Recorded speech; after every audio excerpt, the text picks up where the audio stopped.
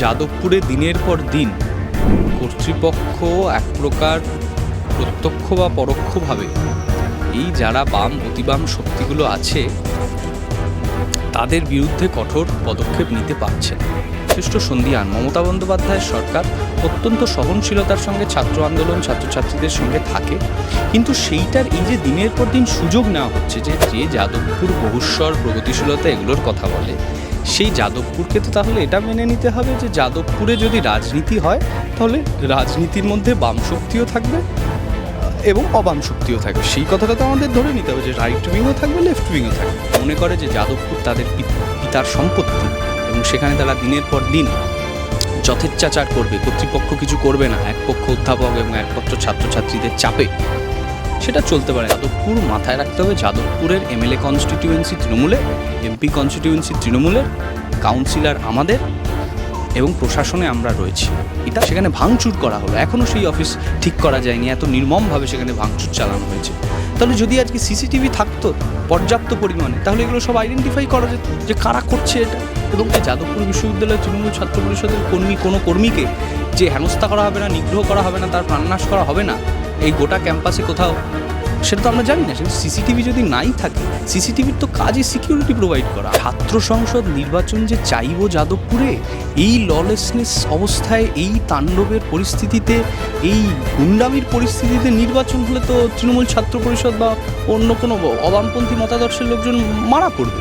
যাদবপুর বিশ্ববিদ্যালয়ে ইতিমধ্যে আমরা জানি যে 1 মার্চের পর থেকে বারংবার খবরের শিরোনামে উঠে আসছে। ইতিমধ্যে উপাচার্য তিনি যাদবপুর বিশ্ববিদ্যালয়ে এসেছিলেন এবং তারপরেও যে দৃষ্টান্ত আমরা দেখলাম, তাকে বিভিন্ন প্রশ্নের মুখে পড়তে হয়েছে, ছাত্রদের বিভিন্ন প্রশ্ন রয়েছে এবং এখনও পর্যন্ত আন্দোলন জারি রয়েছে। আমি তার পরবর্তী কি পরিস্থিতি এই মুহূর্তে বিশ্ববিদ্যালয়ে সেটা তোমার কাছ থেকে জানবো।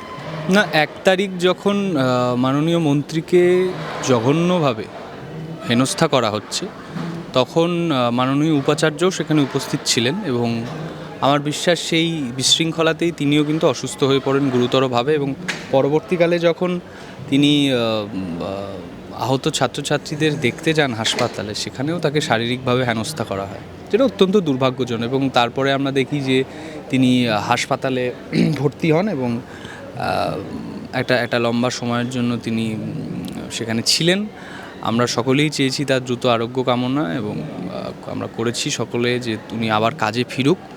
কারণ যেটা হচ্ছে যে যাদবপুরে দিনের পর দিন কর্তৃপক্ষ এক প্রকার প্রত্যক্ষ বা পরোক্ষভাবে এই যারা বাম অতিবাম শক্তিগুলো আছে তাদের বিরুদ্ধে কঠোর পদক্ষেপ নিতে পারছে না।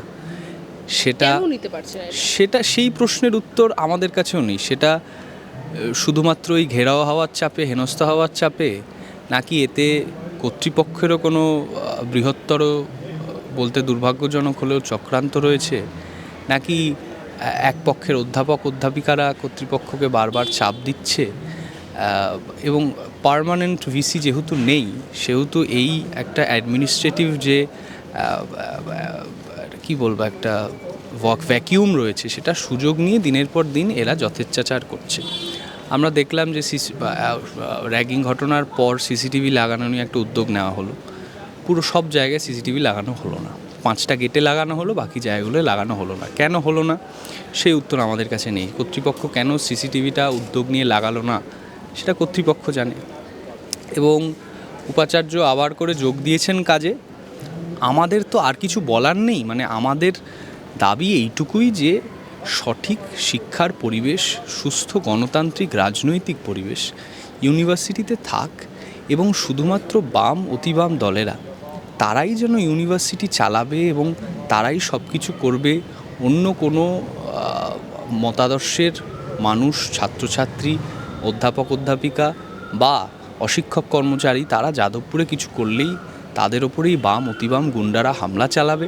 সেটা তো আমরা ভারতবর্ষের সংবিধান জানি সেকুলার, সেখানে দাঁড়িয়ে আপনি বলছেন যে বাম অতিবামীদের বিরুদ্ধে কোনো পদক্ষেপ নিচ্ছে না, কিন্তু তাদের বিরুদ্ধে পদক্ষেপ নিলে সেটাও তো অসাংবিধানিক হবে না, কারণ তারাও তো রাজনৈতিকভাবে না, রাজনৈতিক শক্তি আমরা একেবারেই সেটা বলছি যে যাদবপুর বহুস্বর প্রগতিশীলতা এগুলোর কথা বলে, সেই যাদবপুরকে তো তাহলে এটা মেনে নিতে হবে যে যাদবপুরে যদি রাজনীতি হয় তাহলে রাজনীতির মধ্যে বাম শক্তিও থাকবে এবং অবাম শক্তিও থাকবে। সেই কথাটা তো আমাদের ধরে নিতে হবে যে রাইট উইংও থাকবে, লেফট উইংও থাকবে। এখন আমি যদি বলি যে এটা শুধুমাত্র যাদবপুর বলে, এখানে পুলিশ ঢোকে না বলে, এখানে সিসিটিভি নেই বলে, আমি এখানে শুধু বামপন্থী রাজনীতি হবে এবং অন্য কোনো মতাদর্শের লোক এলে তাদেরকে শারীরিকভাবে মানসিকভাবে হেনস্থা করা হবে, সেইটা তো দিনের পর দিন চলতে পারে এবং সেটার প্রতিরূপ। শাসক দল ভয়ে আছে এই যাদবপুর ইউনিভার্সিটিতে? দেখুন, শাসক দলের কিন্তু ভয় থাকার কথা নয়। মমতা বন্দ্যোপাধ্যায় যখন ক্ষমতায় আসেন তার মন্ত্র ছিল বদলা নয় বদল, এবং এখনও কিন্তু 2025 সালে দাঁড়িয়ে আমরা এই নীতিতেই বিশ্বাস করছি। শুধু তৃণমূল কংগ্রেস দল হিসেবে নয়, সরকার হিসেবে নয়, তৃণমূল ছাত্র পরিষদ হিসেবেও আমরা কিন্তু যথেষ্ট সহনশীলতা দেখিয়ে চলেছি দিনের পর দিন।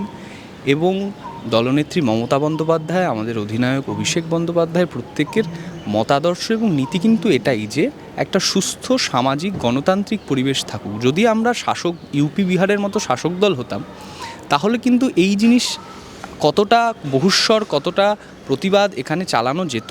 আমি যথেষ্ট সন্দিহান। মমতা বন্দ্যোপাধ্যায়ের সরকার অত্যন্ত সহনশীলতার সঙ্গে ছাত্র আন্দোলন, ছাত্রছাত্রীদের সঙ্গে থাকে, কিন্তু সেইটার এই যে দিনের পর দিন সুযোগ নেওয়া হচ্ছে যে ইউনিভার্সিটিতে সিসিটিভি নেই বলে, পুলিশ ঢুকতে পারবে না বলে আমি তাণ্ডব করব। আমি সারা বাংলা তৃণমূল শিক্ষাবন্ধু সমিতির একটা অফিস, যেখানে নানা মনীষীদের ছবি রয়েছে, সেখানে দলনেত্রী মমতা বন্দ্যোপাধ্যায়, আমাদের দলের সাধারণ সম্পাদক অভিষেক বন্দ্যোপাধ্যায়ের ছবি রয়েছে, আমাদের 100-200 পতাকা রয়েছে, সেই অফিসে দামি দামি ইকুইপমেন্ট রয়েছে, টিভি, এসি, টেবিল, সেগুলো সব ভেঙে দেওয়া হবে পলকের মধ্যে। একদল গুন্ডা গিয়ে সেগুলো ভেঙে আসবে এবং ইন্ধন দেবে যে এটা পোড়া, সব কিছু পুড়িয়ে ফেল। বা কাউকে ক্যাম্পাসে যে কোনো তৃণমূলের সঙ্গে যুক্ত তাকে দেখলে মারার হুমকি দেওয়া হবে, বলা হবে যে তোকে দেখে নেওয়া হবে, বা বলা হবে যে তৃণমূল যারা অন্য ধর্মীয় বলা ভুল হবে, মানে অন্য যদি রাজনৈতিক মতাদর্শ এখানে থাকে তাহলে তার সঙ্গে কি হবে তা এটাই যাদবপুরের অঘোষিত নীতি হয়ে উঠেছে খুব দুর্ভাগ্যজনকভাবে। এবং আমাদের বক্তব্য একটাই যে কর্তৃপক্ষ কি ঠুটো জগন্নাথ? আজকে যখন আজাদ কাশ্মীর লেখা হচ্ছে, কর্তৃপক্ষের চোখের সামনে হচ্ছে এটা, আর আজকে যদি সিসিটিভি থাকে তাহলে এগুলো চিহ্নিত করা যাবে যে কারা, কোন অসামাজিক শক্তিরা, কোন দেশদ্রোহী শক্তিরা এসে এগুলো লিখছে।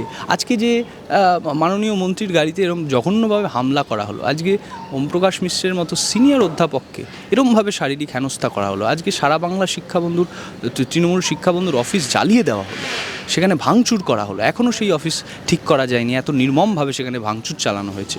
তাহলে যদি আজকে সিসিটিভি থাকতো পর্যাপ্ত পরিমাণে তাহলে এগুলো সব আইডেন্টিফাই করা যেত যে কারা করছে এটা।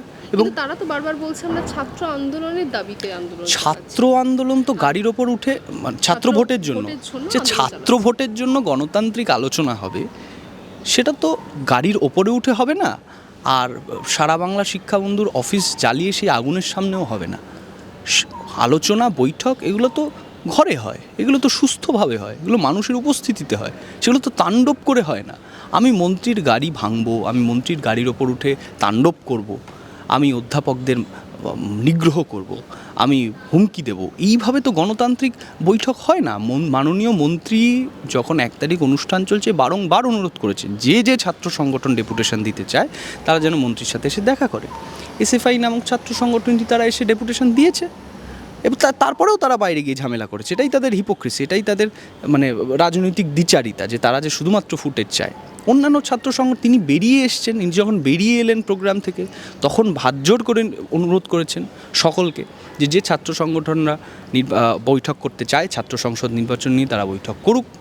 কেউ বৈঠক চায়নি। তো যারা বৈঠক চায় না, যারা গণতান্ত্রিক আলোচনা চায় না, যারা মনে করে যে বৈঠক, ইলেকশন এগুলো ক্ষমতার উৎস নয়, ক্ষমতার উৎস হলো বিশৃঙ্খলা, ক্ষমতার উৎস হলো মারামারি, খুনোখুনি, হুমকি দেওয়া, এবং যারা মনে করে যে যাদবপুর তাদের পিতার সম্পত্তি এবং সেখানে তারা দিনের পর দিন যথেচ্ছাচার করবে, কর্তৃপক্ষ কিছু করবে না, এক পক্ষ অধ্যাপক এবং এক পক্ষ ছাত্রছাত্রীদের চাপে, সেটা চলতে পারে না। এবং তৃণমূল ছাত্র পরিষদের কর্মী হিসেবে আমরা সরকারের কাছেও এই আবেদন করব যে অতি দ্রুত এই পরিস্থিতির যেন সুরাহা করা হয়। সেটা সরকার প্রশাসন কিভাবে করবে সম্পূর্ণ তাদের প্রেরোগেটিভ, আমাদের এখানে বলার নেই। সেখানে সিসিটিভি লাগিয়ে হোক, সেখানে পরবর্তীকালে নিরাপত্তা যেভাবে বাড়ানো হোক সেভাবে বাড়িয়ে হোক। নিরাপত্তার কথাটা বললে দাদা, এখানেই যে পুলিশ প্যাকেট বসানোর কথা এর মধ্যে একটি প্রস্তাব উপাচার্যের কাছে এসেছে এবং সেই প্রস্তাবে তিনি বলছেন ভেবে দেখবে। অন্যদিকে এসএফআই এর তরফ থেকে বলা হচ্ছে হবেই না, মানে কোনো আলোচনাই নেই তার আগে। এটাই সমস্যা হয়ে গেছে, এটাই সমস্যা হয়ে গেছে। এই এসএফআই বা এই যে বাম অতিবাম শক্তিরা আছে, তারা মনে করে যে যাদবপুরে আমরা যা বলবো সেটা দিয়ে পশ্চিমবঙ্গ নিয়ন্ত্রিত হবে। তা তো না। যাদবপুর মাথায় রাখতে হবে, যাদবপুরের এমএলএ কনস্টিটিউয়েন্সি তৃণমূলের, এমপি কনস্টিটিউয়েন্সি তৃণমূলের, কাউন্সিলর আমাদের এবং প্রশাসনে আমরা রয়েছি।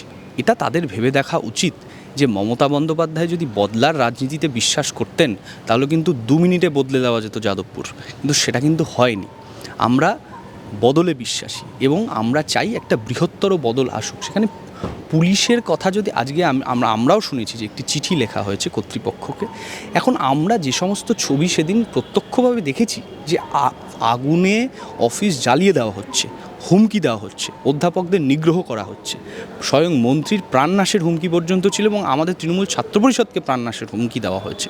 তো এই রকম পরিস্থিতি যদি ইউনিভার্সিটির মধ্যে চলতে থাকে, ইউনিভার্সিটি তো আর প্লুটো মার্স নেপচুন না। ইউনিভার্সিটি ভারতবর্ষের মধ্যে, পশ্চিমবঙ্গের মধ্যে অবস্থিত একটি জায়গা, সেখানেও আইনের শাসন একদম যথাযোগ্যভাবে থাকা প্রয়োজন। সেটা যদি পুলিশ মনে করে, পুলিশ কর্তৃপক্ষকে এই ভিজুয়ালগুলো আমার বিশ্বাস পুলিশ প্রশাসনের কাছেও গিয়েছে এবং তারা এগুলো দেখেই বারবার করে অনুরোধ করেছে যে যাতে ভবিষ্যতে আর কোনো দুর্ভাগ্যজনক ঘটনা না ঘটে ইউনিভার্সিটিতে। কারণ আমরা তো জানি না যে কোনো দিন হয়তো আরও বড় ঘটনা ঘটে যেতে পারে, কারণ এত বড় ইউনিভার্সিটি, সেখানে সিসিটিভি নেই। এই সিসিটিভি না থাকার সুযোগেই কি এই পরিস্থিতি বারংবার হচ্ছে? একদমই তাই। সিসিটিভি ছিল না বলেই র্যাগিংয়ের মতো দুর্ভাগ্যজনক ঘটনা ঘটেছে। কারা করেছে সেই দোষী আমরা আজ পর্যন্ত সেটা সঠিকভাবে চিহ্নিত করতে পারিনি। কারা করেছে সেটা করতে পেরেছি, কিন্তু কে নির্দিষ্টভাবে করছে পারিনি। আজকে মন্ত্রীর গাড়িতে হামলা চালানো হলো। আজকে যাদবপুর বিশ্ববিদ্যালয়ের তৃণমূল ছাত্র পরিষদের কোনো কর্মীকে যে হেনস্থা করা হবে না, নিগ্রহ করা হবে না, তার প্রাণনাশ করা হবে না এই গোটা ক্যাম্পাসে কোথাও, সেটা তো আমরা জানি না। সেটা সিসিটিভি যদি নাই থাকে, সিসিটিভির তো কাজই সিকিউরিটি প্রোভাইড করা। আমাদের তো এটাই। এসএফআই থেকে তো বলছে যাদবপুর ইউনিভার্সিটিতে পর্যাপ্ত সিসিটিভি আছে, তারা শুধুমাত্র হস্টেলগুলিতে সিসিটিভি না রাখার দাবি করেছে। ওরা তো দাবি করে যে সারা রাত হোস্টেল খোলা থাক। হ্যাঁ, না হোস্টেলে গিয়ে আমি লেনিন শেখাবো, মাওমাকু এইসব বামপন্থী আইডিওলজি শেখাবো, ব্রেনগুলো ভালো করে মানে চিবিয়ে চিবিয়ে খাবো বাচ্চা বাচ্চা ছেলেদের, এবং তারপর তাদের ফোর্স করবো এসএফআই করতে, না করলে থ্রেট করবো, বলবো দুর্ভাগ্যজনকভাবে অধ্যাপকরা ডিপার্টমেন্টে বলবে নাম্বার কমিয়ে দেবো বাম না করলে, হ্যাঁ কোনো সুরাহা হবে না তার। তো এরা এইগুলো দিনের পর দিন এগুলো চেয়ে আসছে। তাই সিসিটিভি থাকলে তাদের সমস্যা। সিসিটিভি যদি থাকে তাহলে তো ধরা পড়ে যাবে না। আরে আমরা বলছি সিসিটিভি থাক না, আমরা সবাই রাজনীতি করবো একসাথে, যাদবপুর সবার। কিন্তু কেউ যদি বলে যাদবপুরের লাল মাটিতে অন্য কারোর ঠাঁই নাই, তাহলে তো মানে এটা খুব দুর্ভাগ্যজনক যে বহুস্বর প্রগতিশীলতা গণতন্ত্র সেখানে শুধু সিপিএম থাকবে, হ্যাঁ, এবং কিছু মাওবাদী নকশাল নেতারা যারা দিনের পর দিন যাদবপুরকে বাইরে থেকে কন্ট্রোল করছে। আমরা পুলিশকেও অনুরোধ করব যে দ্রুত পদক্ষেপ নেওয়া হোক। যে এই যে ঝামেলাটা হলো, এই যে গণ্ডগোল হলো, তাণ্ডব হলো, আমরা বলবো এর পেছনে পাকা মাথা রয়েছে যারা দিনের পর দিন এদের এই বুদ্ধি দিয়ে, প্ররোচনা দিয়ে এই সমস্ত করাচ্ছে। কারা করাচ্ছে সেগুলো দেখা হোক, তাদের মাথাদের খুঁজে বার করা হোক। আচ্ছা দাদা, একটা শেষ প্রশ্ন করব। যে বিষয় নিয়ে আন্দোলনের সূত্রপাত এবং এখনও সেই আন্দোলন চলছে, আমরা জানি আগামীতেও ডেট রয়েছে, ইতিমধ্যে মিছিলের অধিকার মিছিল, বিভিন্ন মিছিলের, সেখানে দাঁড়িয়ে তাদের যে দাবি নিয়ে যেটা শুরু হয়েছিল যে ছাত্র নির্বাচন, আমার প্রশ্ন যে ছাত্র নির্বাচনটা কেন এখন পর্যন্ত হচ্ছে না? তাদের দাবিটা তো ন্যায্য ছিল। একদমই ন্যায্য দাবি। তৃণমূল ছাত্র পরিষদ এবং আর একটি ছাত্র সংগঠন যারা সেদিনকে ডেপুটেশন দিয়েছিল শিক্ষামন্ত্রীকে, সেখানে কিন্তু আমরা ছাত্র সংসদ ভোটের দাবি করেছিলাম এবং স্বাভাবিকভাবেই ছাত্রছাত্রীরা চায় ছাত্র সংসদ নির্বাচন হোক। এবং শিক্ষামন্ত্রী নিজেও আশ্বস্ত করেছিলেন সেদিন যে এসএফআই যে ডেপুটেশন দিয়েছিল যে তিনি এটা নিয়ে একদম সদর্থক ভাবনা ভাববেন, মুখ্যমন্ত্রী এটা নিয়ে আগ্রহী। কিন্তু ছাত্র সংসদ নির্বাচন যে চাইব যাদবপুরে, এই ললেসনেস অবস্থায়, এই তাণ্ডবের পরিস্থিতিতে, এই গুন্ডামির পরিস্থিতিতে নির্বাচন হলে তো তৃণমূল ছাত্র পরিষদ বা অন্য কোনো অবামপন্থী মতাদর্শের লোকজন মারা পড়বে, যে কোনো সময় মার্ডার হয়ে যাবে ক্যাম্পাসে। তো ছাত্র সংসদ নির্বাচন করবার মতো শান্তির পরিস্থিতি কি যাদবপুরে রয়েছে? যারা ছাত্র সংসদ নির্বাচনের দাবি করছে তারা কি এটা এনশিওর করবেন যে নির্বাচনের দিন যখন নির্বাচন হবে তার আগে পরে যারা বড় বড় কথা বলেন পোস্টপোল ভায়োলেন্স নিয়ে, সিপিএম যখন বড় বড় কথা বলে সিপিএমের লিডাররা এসে কি এখানে দাঁড়িয়ে থাকবেন, দেখবেন যে তাদের নাতিপুতিরা এখানে কিভাবে ধ্বংস করছে, কিভাবে তাণ্ডব চালাচ্ছে, কিভাবে অসভ্যতা করছে? যে পরিস্থিতি হাতের বাইরে চলে যেতে পারে। সেদিন হাতের বাইরে অলরেডি 1 তারিখ চলে গেছে, সেখানে মন্ত্রী এসেছিলেন তাকেই এভাবে হেনস্থা করা হলো। তো যারা তৃণমূল ছাত্র পরিষদ করে, আমরা ভয় পাই না, আমরা লড়াই করতে জানি, কিন্তু আমরা সহনশীল লড়াইয়ে বিশ্বাসী। আমরা যদি বদলার লড়াইয়ে বিশ্বাসী হতাম তাহলে কিন্তু অনেক কিছু উল্টে পাল্টে যেতে পারত। বাংলা হান্টের আরো খবর দেখতে নজর রাখুন। বাংলা খবর মানেই বাংলা হান্ট।